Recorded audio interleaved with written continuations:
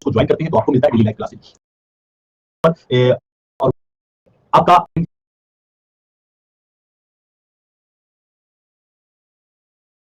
कौन सा PK10 और PK10 कोड का यूज करने के बाद आप देखना 7 से 8 महीने में इस कोर्स को काफी अच्छे तरीके से कंप्लीट करा दिया जाता है। और एक साल के लिए कोर्स का दाम कितना हो जाता है 24,750 रुपए, आपके एक साल का होता है। 2 सालों के लिए प्राइस देखा जाए तो 36,000 रुपए आपके 2 साल का प्राइस होता है, और 3 सालों का प्राइस देखा जाए तो 45,000 रुपए ये आपके 3 सालों का प्राइस होता है। अनअकैडमी, हाँ, ये टोटल पॉइंट्स है किसके बारे में, अनअकैडमी के बारे में। चलिए हम लोग अपनी क्लासेस की शुरुआत करते हैं। अगर हम लोग क्लासेस की शुरुआत करें तो लास्ट क्लास में हम लोग कहां तक पढ़े हुए थे, हम लोग पढ़ रहे थे मौर्य साम्राज्य, इसी के बारे में हम लोग देख रहे थे ना, मौर्य साम्राज्य। और मौर्य साम्राज्य का हम लोग देख रहे थे प्रशासन। अच्छा जी, आप नहीं है तो आप पहले मेरी पूरी क्लासेस आप देखना, समझ में आ जाएगा उत्कृति। मौर्य साम्राज्य, और मौर्य साम्राज्य का कौन सा पार्ट हम लोग देख रहे थे, प्रशासन वाला। कौन सा पार्ट हम लोग देख रहे थे, प्रशासन का। अब देखिएगा, प्रशासन में बहुत सारे पॉइंट्स मेरे द्वारा आप लोगों को समझाया गया है, लेकिन नगर संरचना किस प्रकार से था वह आपको समझना है। सबसे ऊपर जो हुआ करते थे ना, वह होता था प्रांत, जहां पर राजा, मतलब सबसे बड़ी जो निकाय थी नगर प्रशासन में, तो वह कौन सा था, प्रांत हुआ करता था। प्रांत के नीचे अगर देखा जाए तो प्रांत के नीचे कौन सा हुआ करता था, जिला। कौन सा था, डिस्ट्रिक्ट, जिला। और जिला के नीचे का पार्ट अगर देखा जाए, यानी कि इससे नीचे कौन सी इकाई हुआ करता था, निखिल जी गुड मॉर्निंग, जिला के नीचे कौन सा हुआ करता था, तो नादरक। और क्योंकि ऐसे ऐसे क्वेश्चन आते रहते हैं पेपर में, और नादरक के बाद अगर देखा जाए तो सबसे नीचे की जो इकाई थी या सबसे छोटी जो इकाई थी, वह सबसे छोटी कौन सी इकाई थी, तो ग्राम था। याद रखिएगा, सबसे ऊपर कौन सा है, प्रांत है, प्रांत के बाद कौन सा है, जिला है, जिला के बाद कौन सा है, नादरक है, और नादरक के बाद क्या होता है, ग्राम होता है। यह ग्रामीण संरचना की इकाई है, ग्रामीण संरचना की इकाई है। जैसे आप अभी देखते हो ना कि देश है, फिर राज्य है, फिर उसके अंदर क्या होता है, जिला होता है, प्रखंड है, ठीक है, फिर थाना आते हैं, फिर गांव आते हैं, तो उसी प्रकार से होते हैं। अब क्वेश्चन यहां यह आता है कि प्रशासनिक सबसे बड़ी इकाई कौन सी थी। अगर आपसे पूछा जाए कि मौर्य साम्राज्य में प्रशासनिक सबसे बड़ी इकाई, सबसे बड़ी इकाई, तो प्रशासनिक रूप से सबसे बड़ी इकाई कौन सी था, प्रांत था। कौन सा था, प्रांत था। और अगर आपसे यह पूछा जाए कि जो प्रांत था, उस प्रांत के जो प्रमुख हुआ करते थे उनको किस नाम से जाना, जैसे डिस्ट्रिक्ट तो डिस्ट्रिक्ट मजिस्ट्रेट है, वैसे ही कौन से हुआ करते थे, तो कुमार हुआ करते थे। कौन से, कुमार। कुमार मतलब कौन से, राजा के जो पुत्र हैं, या मतलब जो राज दरबार से जुड़े हुए लोग हैं वही हो सकते हैं। राजा के पुत्र ही मैक्सिमम बार हुआ करते थे, या हम यह बोल सकते हैं इस समय एक और शब्द का प्रयोग किया जाता था, आर्यपुत्र। समझना इस पॉइंट को अच्छे तरीके से कि मौर्य साम्राज्य में प्रशासनिक सबसे बड़ी इकाई कौन सी थी, तो प्रांत था। और इस प्रांत का प्रमुख कौन हुआ करता था, तो आर्य या आर्यपुत्र या कुमार हुआ करते थे। जो राजा के पुत्र होते थे वही इसके प्रमुख हुआ करते थे। जिला, अब देखिए जो जिला था ना, उसको एक और नाम से हम लोग पुकारते थे मौर्य साम्राज्य में, और आहार, या इसको विषय भी कहा जाता था, विषय भी कहा जाता था। समझना यहाँ पर जो जिला था, जो डिस्ट्रिक्ट था, जनपद में क्या अंतर था सर। शिवराज जी, क्या आप पाली की क्लासेज नहीं देखे हैं क्या, पाली की क्लासेज नहीं देखे हैं क्या, आपका जैसे शिवराज जी का क्वेश्चन है यहाँ पर कि महाजनपद और जनपद में क्या अंतर था। तो अगर आप पाली की क्लासेज मेरे देखे होंगे तो मेरे द्वारा इस चीज को डिफाइन किया गया था कि छोटे छोटे जन मिलकर जो मुखिया टाइप के बने हुए रहते थे वो जनपद हुआ करते, वो जन कहलाते थे। जनपति मुखिया होते थे, और फिर उन्हीं के द्वारा एक गांव को अगर लिया गया तो वह कौन से हो गए, जनपद हुए। ठीक है, और उसके द्वारा जैसे बड़े बड़े राज्यों का जो निर्माण हो गया वो महाजनपद हुआ। तो उस क्लास में मेरे द्वारा आप लोग को समझाया गया है। नदारक मतलब ये होता है नगर, समझिएगा यहाँ पर अगर प्रॉब्लम हो रहा है तो कौन सा है, नगर। नदारक नगर को कहा जाता था। ठीक है, उत्कृति समझ में आ गया ना, नदारक कौन सा था, नगर था। सर कल मैंने अनअकैडमी को, आज मेरा लॉगिन नहीं हो रहा है तो आपने टोल क्यों मार दिया अनअकैडमी को ठीक है, तो इसी को हम लोग क्या, जो जिला है, हाँ जिला वाला बता रहा हूं, जिला को एक और शब्द का प्रयोग किया जाता था मौर्य साम्राज्य में, आहार या विषय के नाम से भी पुकारा जाता था। तो आहार या विषय के नाम से जो इसको पुकारा जाता है, तो इसी कारण इसके जो प्रमुख हुआ करते थे उनको कहा जाता विषपति। क्या बोला जाता, विषयपति। क्या बोल दिया जाता, विषयपति। याद है, जैसे अभी स्थानिक जो डीएम हुआ करते हैं ना, डीएम हुआ करते हैं ना, वैसे ही इनका पद था विषयपति का। समझ में आया ना। तो जिला के जो प्रमुख अधिकारी हुआ करते थे वह विषयपति हुआ करते थे। अब हम लोग आते हैं कहां पर, नदारक को, यहाँ यानी कि नगर को कहा जाता था। और हाँ, नगर के जो प्रमुख अधिकारी हुआ करते थे उनको क्या बोला जाता था, महापात्र। क्या बोला जाता था, महापात्र। तो नगर के प्रमुख अधिकारी को महापात्र से पुकारा जाता था या बोला जाता था। और जो अब ये जैसे ग्राम है, ग्राम मतलब ग्रामीण, ग्रामीण जहां पर ग्रामीण लोग रह रहे हैं, इसके जो प्रमुख हुआ करते थे वह प्रमुख कौन से, इसकी ग्राम को जो देखभाल करने वाले, ताकि ग्राम में किसी प्रकार का कोई प्रॉब्लम नहीं हो, तो उसको जो देखरेख करने वाले हुआ करते थे उनको क्या बोला जाता था, रासुक। क्या बोला जाता था, रासुक बोला जाता था। ये सभी के सभी पॉइंट्स आप लोग याद रखिएगा, क्योंकि यहां से क्वेश्चन बारंबार आप लोग के पेपर में पूछा गया है कि मौर्य साम्राज्य के प्रशासन को लेकर, या कोई भी साम्राज्य जब हम लोग पढ़ते हैं तो उसके प्रशासन को लेकर क्वेश्चन पूछा जाता है। इनमें से कौन सी बड़ी इकाई थी और सबसे छोटी इकाई कौन सी थी, या सिस्टमैटिक क्रम में कौन सा था। तो सबसे बड़ा प्रांत, प्रांत के नीचे जिला, जिला के नीचे नादरक, और नादरक के नीचे कौन सा, ग्राम। और सभी के कौन कौन से अधिकारी थे ये मेरे द्वारा आप लोग को समझा दिया गया। यहां तक किसी के मन में कोई डाउट से क्वेश्चन आई थिंक नहीं होना चाहिए, फिर भी अगर होता है तो आप क्वेश्चन पूछ सकते हैं। चलिए, हमें यह बात पता है कि जो मौर्य साम्राज्य था, या मौर्य साम्राज्य किस प्रकार से था, तो केंद्रीकृत साम्राज्य था, केंद्रीकृत साम्राज्य था। लेकिन फिर भी इसका अगर हम लोग क्षेत्र देखते हैं, इसका हम लोग क्षेत्र देखते हैं कि कहां तक ये फैला हुआ था, कहां तक फैला हुआ था। तो अगर हम लोग पूर्व की दिशा में देखते हैं तो प्राची या मध्य देश तक, मध्य देश तक। प्राची या मध्य देश मतलब कौन सा हो गया, तो पाटलिपुत्रा। कौन सा हो गया, पाटलिपुत्रा हो गया। और अगर इसके इस वाले साइड में देखा जाए, यानी कि पूर्व और दक्षिण की दिशा में देखा जाए, तो यहां कौन सा है, कलिंग। कलिंग यानी कि इसको उस समय किस नाम से जाना जाता था, तो इसको उस समय पुकारा जाता था तोसली। उसका नाम तोसली भी हमें प्राप्त होता है। उत्तर की दिशा में देखा जाए तो यहां पर उत्तरापथ, नगर का भी उत्तरापथ रोड का भी व्यवस्था किया गया था इनके द्वारा। और यहां था तक्षशिला। कौन सा था? तक्षशिला। नमस्कार जी, विकास गुजर। तक्षशिला। यहां अगर देखा जाए कौन सा राज्य था तो वह कौन सा है? अवंती। अवंती राष्ट्र है, यानी कि हम बोल सकते हैं कि उज्जैनी। कौन सा राष्ट्र है? उज्जैनी राष्ट्र है। और दक्षिण में अगर हम लोग देखते हैं तो उसको कहा जाता है दक्षिणा पक्ष। दक्षिणा पक्ष यानी कि सुवर्णगिरी। कौन सा है? सुवर्णगिरी। ये सभी थे। इसके साथ ही हम लोग का इसका पहले की क्लासेस और अभी की क्लासेस मिलाकर हम लोग प्रशासनिक दृष्टि वाले सारे पार्ट मौर्य साम्राज्य के कंप्लीट कर लिए। तो प्रशासनिक में अब आप लोग के मन में कोई डाउट्स नहीं होना चाहिए। चलिए अब हम लोग देखते हैं मौर्य काल की आर्थिक स्थिति को। इसके बारे में देखते हैं मौर्य काल की आर्थिक स्थिति को। अगर आप लोग मौर्य काल की आर्थिक स्थिति पर नजर डालते हैं तो कौटिल्य के द्वारा सबसे प्रथम बार इसकी आर्थिक स्थिति की राजस्व की रूपरेखा के बारे में पता चलता है। किसके द्वारा? अच्छा, मैं कर दीजिए, आप लिख लीजिएगा लोग। चलिए, तो किसके द्वारा पता लगता है? कौटिल्य के द्वारा। किसके द्वारा? कौटिल्य के द्वारा। और कौटिल्य ने ही सबसे प्रथम बार, कौटिल्य ने ही राजस्व की रूपरेखा को तय किया था। राजस्व की रूपरेखा। तो राजस्व की रूपरेखा को तय किसके द्वारा किया गया था? कौटिल्य के द्वारा ही तय किया गया था। अगर हम लोग कौटिल्य को देखें तो इनके समय में कृषि व्यवस्था पर कितना राजस्व होना चाहिए, या पशुपालन की स्थिति किस प्रकार से थी राज्य में, इसके बारे में हम लोग को जानना होगा। और मौर्य साम्राज्य का वाणिज्य व्यवस्था कैसा होना चाहिए, इसके बारे में पता करना होगा। बस कौटिल्य के अर्थशास्त्र वाली जो पुस्तक है जिसमें प्रशासनिक चीजों के बारे में है, तो उनमें भी राजस्व के लेकर कृषि, पशुपालन और वाणिज्य को लेकर हमें क्या है पता चलता है। इसमें अगर हम लोग देखें सबसे प्रथम बार भूमि को लेकर, हाँ जी, तो कृति पाली की क्लासेज आप देखना, वहां पर मेरे द्वारा बताया गया है कौटिल्य के बारे में 10-15 मिनट की अलग जो होता है क्लास ही है। अगर हम लोग भूमि को देखें तो भूमि तीन प्रकार के पाए जाते थे। एक भूमि हुआ करता था जिसका नाम था कृष्ण, समझिएगा। एक भूमि होता था जिसको हम लोग कृष्ण के नाम से जानते थे, और कृष्ण का मतलब क्या होता था? जुती हुई भूमि। वैसा भूमि जो जुताई की हुई है उस प्रकार की भूमि को कृष्ण के नाम से जाना जाता था। दूसरी एक भूमि इसमें प्राप्त होते थे जिनको कहा जाता था अकृत। अकृत ये किस प्रकार की भूमि होती थी? तो बिना जुती हुई। किस प्रकार की भूमि होती थी? तो बिना जुती हुई भूमि होती थी। और एक आपको होता था स्थल। स्थल तो वह स्थान जो काफी ऊंचा होता था, उच्च स्थान होता था, उसको स्थल के नाम से पुकारा गया है।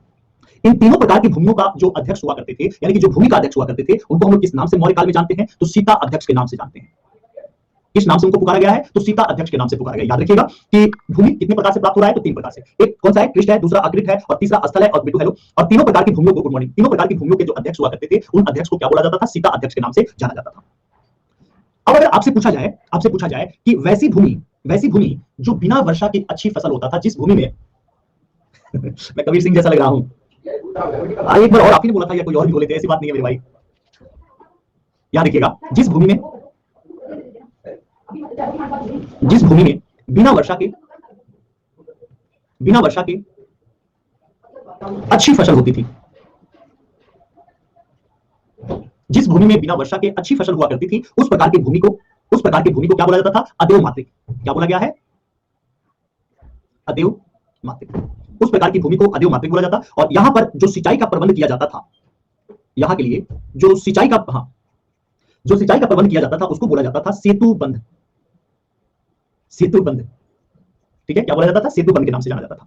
चलिए अब हम लोग कुछ शब्दों का, यानी कि अलग अलग जो बार बार पूछा गया है उनके बारे में एक बार हम लोग देख लेते हैं। सबसे पहले हाँ, कुछ जो भूमि का आय से प्राप्त होता था उनके बारे में देख लेते हैं हम लोग। सबसे पहले हम लोग देखते हैं सीता। सीता सीता यानी कि किस प्रकार से टैक्स था, ये हम लोग टैक्स के बारे में देख रहे हैं। ये हम लोग किसके बारे में देख रहे हैं? टैक्स के बारे में देख रहे हैं कि मौर्य साम्राज्य को जो प्राप्त होता था टैक्स से, यानी कि भूमिकर। भूमिकर कितना हुआ करता था? तो 1/6 हुआ करता था। कितना होता था? तो 1/6 होता था। तो इसी भूमिकर के बारे में देखा जाए तो एक यहाँ प्राप्त हो रहा है सीता। तो सीता को क्या बोला जाता? राजकीय भूमि से होने वाली आय। साइबर क्राइम आप भी क्लास करते हैं क्या जी? अच्छा, ऐसा नाम क्यों रखे हैं साइबर क्राइम? तो सीता याद रहेगा हमेशा, सीता किस प्रकार का टैक्स होता था? तो राजकीय भूमि से होने वाली जो प्राप्त आय था वो क्या कहलाता? सीता के नाम से। दूसरा जो टैक्स अगर हम लोग देखें तो भाग। भाग किस प्रकार से था? टैक्स, ये नाम है, टैक्स का नाम है। तो दूसरा अगर हम लोग यहाँ टैक्स देखते हैं तो दूसरा टैक्स है कृषकों द्वारा उत्पादित सामग्री से प्राप्त आय।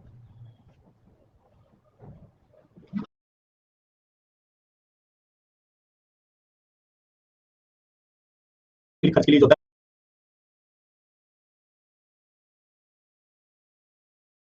है लिया जाता था, तो ये टैक्स था इनका। तो कृषकों द्वारा उत्पादित सामग्री से जो प्राप्त आय है वही आय जो होता है किस नाम से? वही जो होता है टैक्स, किस नाम से जाना जाता था? तो भाग के नाम से जाना जाता था। तीसरा पॉइंट अगर हम लोग यहाँ देखते हैं, तो तीसरा पॉइंट है प्रवेश। कौन सा?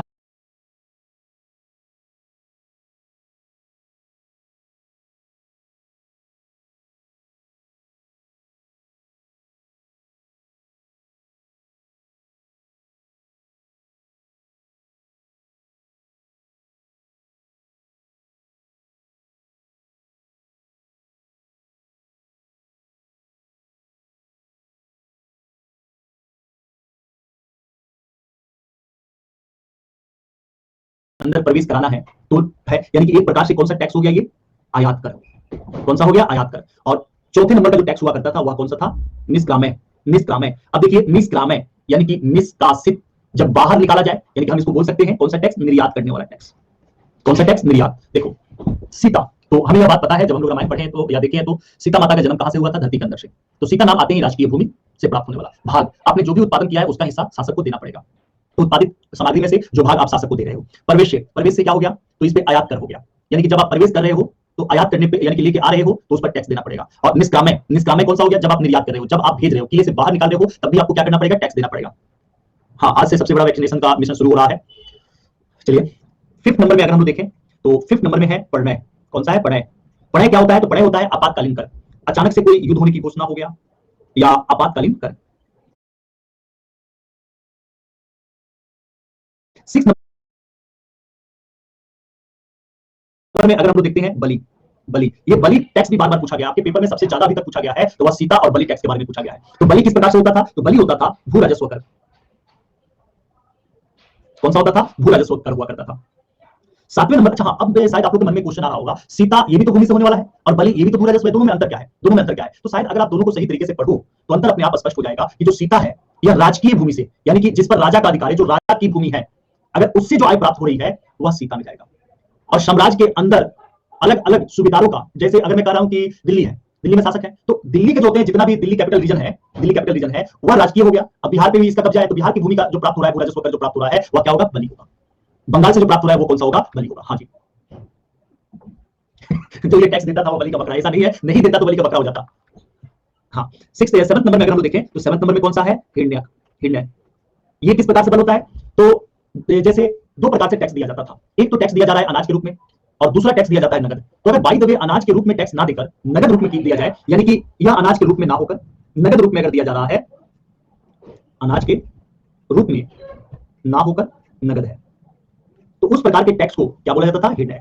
याद रहेगा। चलिए आठवें नंबर के टैक्स को अगर हम देखते हैं तो आठवें नंबर का टैक्स कौन सा है, विष्टि। कौन सा है, विष्टि। विष्टि क्या हुआ, यह एक प्रकार से निःशुल्क, निःशुल्क श्रम एवं बेगार काम कराने के लिए, तो कोई गवर्नमेंट की तरफ से नियुक्ति की, जैसे एग्जांपल में आप रेलवे स्टेशन पर जाते हो तो रेलवे स्टेशन पे जो साफ सफाई करने वाले होते हैं तो वो आपसे पैसे थोड़े लेते हैं, लेकिन साफ सफाई तो कर रहे हैं ना, साफ सफाई तो वो कर रहे हैं ना। इस प्रकार की क्रिया भी जो चलती है समाज में, वही निःशुल्क श्रम और बेगार के लिए जो है टैक्स लिया जाता है आपसे। जैसे एग्जांपल कुछ सोसाइटी के लोग मिलकर अपनी सोसाइटी में रात के लिए जागरण के लिए आप वहां पर गार्ड रख लेते हो, तो सभी लोग मिलकर उसका पैसा पे करते हैं ना, एक आदमी नहीं करता है ना, तो उसी प्रकार से ये हो गया। हाँ, काम कराने के लिए। और 9th नंबर में अगर हम लोग टैक्स देखते हैं तो सेतुबंध। सेतुबंध अभी मेरे द्वारा आप लोगों को बताया गया सेतुबंध। तो जो सेतुबंध है यह किससे जुड़ा हुआ है, सिंचाई से। तो सिंचाई से, हाँ, सिंचाई का जो प्रबंधन किया कर रहा है और उससे जो टैक्स मिलेगा वो क्या कहलाएगा, सेतुबंध कहलाएगा। तो ये किसका हो गया, ये सिंचाई का, सिंचाई का प्रबंधन। और सिंचाई का प्रबंधन अगर हम लोग देखें, यह टोटल उपज के कितने भाग का, उपज का यह होता था 1.5, 1/5 से लेकर 1/3 भाग कर होता था। कभी कभी सिचुएशन के अकॉर्डिंग इसको लगाया जाता, कभी 1/5, कभी 1/3, लेकिन 1/5 और 1/3 के ही आसपास में रहता, उससे कम ये नहीं होता था। समझ पाया, ये कर है। अब इस कर में से आपको कौन कौन सा याद रखना है, एक तो सीता वाला आपको याद रखना ही है, दूसरा बलि वाला आपको याद रखना ही है, और एक 9th नंबर वाला सेतुबंध को भी आपको याद रख लेना है। बाकी अगर एक एक बार भी देखे हो तो मुझे जहां तक लग रहा है कि अभी अगर आप लोग देखे हुए हो, अभी सैलरी के बारे में बातें हो रही है, रुक जाओ, अभी ही अगर आप लोग देख ले रहे हो तो अभी ही आप लोग का क्लियर हो जा रहा है कि अच्छा अच्छा कौन कौन सा है, और ऑप्शन दिया जाए तो आप लोग अभी जरूर बता सकते हो। ठीक है, चलिए अगर हम लोग, हाँ, अगर हम लोग जूनागढ़ अभिलेख को देखते हैं ना, तो जूनागढ़ अभिलेख एक प्रकार से अशोक के समकालीन जो भी व्यवस्था था उसके बारे में बताता है। ठीक है, तो जूनागढ़ अभिलेख का याद रखना कि अशोक के समय की जो व्यवस्था था उसके बारे में बताने वाला है। अब यहाँ जैसे कि उन्होंने बात किया वेतन का, तो मंत्रियों का वेतन कितना हुआ करता था, मंत्रियों का वेतन कितना हुआ करता था, 48,000 पर से भी ज्यादा हमें देखने को मिला है। ठीक है ना, हमें क्या होता है, देखने को मिलता है। अब यहाँ क्वेश्चन ये आता है, ठीक है, कि 48,000 पॉइंट से भी देखने को आता है, यह मैक्सिमम का पार्ट हो गया। लेकिन अगर मिनिमम देखा जाए तो मिनिमम सभी को इससे ज्यादा तो नहीं मिलता था ना, अलग अलग अधिकारी थे, अलग अलग उनका रुतबा था। तो मिनिमम अगर हम देखते हैं तो 60 पढ़ के, अच्छा पढ़ क्या होता है बता रहा हूं, ठीक है, तो 60 पढ़ के बराबर भी हमें प्राप्त होते हुए मिलता है। अब जैसे क्वेश्चन ये आता है आप लोगों के मन में कि सर जी ये पढ़ क्या होता है, पढ़ होता है 3/4 तोले के बराबर, तोले के बराबर चांदी का सिक्का, चांदी का सिक्का। जैसे अभी वर्तमान समय में रुपया चल रहा है ना, रुपया चल रहा है ना, तो उस समय रुपया नहीं चलता था, उस समय चांदी और सोने के सिक्कों की सबसे ज्यादा बहुलता थी। और यही रीजन है कि आप देखिएगा 3/4, यानी कि जो चांदी का सिक्का है, चांदी का सिक्का है उसके, हाँ,